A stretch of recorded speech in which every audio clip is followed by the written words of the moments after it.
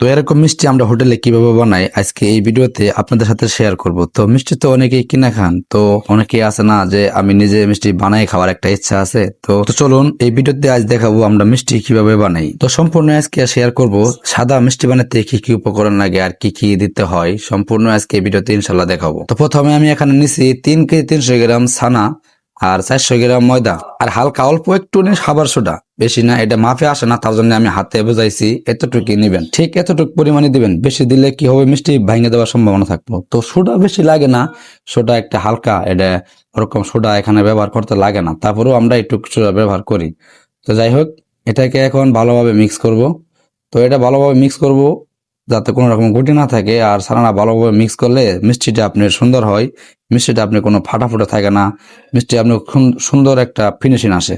যাই হোক, অনেকে এই কমেন্টটা করছিলেন আমার এই সাদা মিষ্টির একটা পুরা ভিডিও দিতে, তো সময়ের সাপেক্ষে আমি বানাতে পারিনি। তো মোটামুটি একটু সময় বের করছি একটা ভিডিও বানানোর জন্য।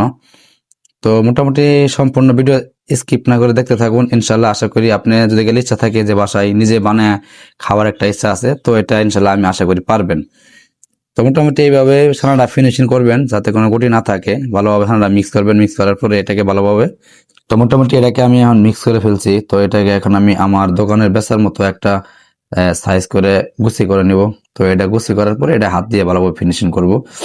তো অনেকে আছে মিষ্টি বাসায় বানায় খাওয়ার একটা ইচ্ছা আছে, যে অনেকেই মিষ্টি বানাইতে গিয়ে ভাঙা জায়গা বা অনেক সমস্যা হয়। তো সমস্যা হলে কমেন্টে বলবেন, ইনশাল্লাহ আশা করি কমেন্টের উত্তর দিব, আর কমেন্টের উপর ভিডিও বানায় আপনাদের সাথে দিব ইনশাল্লাহ। তো মোটামুটি আমার মিষ্টিগুলো করা শেষ করছি। তো আগে থেকে শিরাটা বসায় রাখছিলাম। তো শিরা বসায় রাখার পরে এটা এখন মিষ্টিটা ছাড়ে দিছি।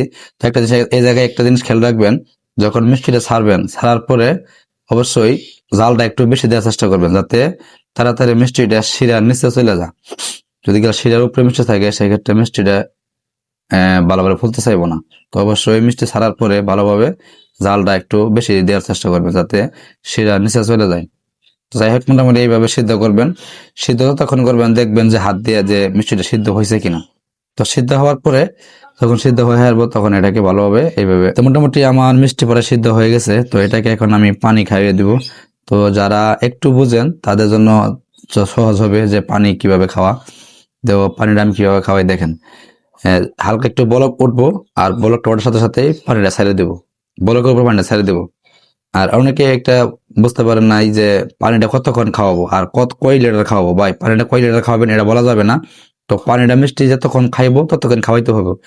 আর এটা কিভাবে বুঝবেন যে পানি কতক্ষণ খাইবো? হ্যাঁ, দেখবেন যে যখন মিষ্টিটা শিরার নিচে চলে যেতেছে,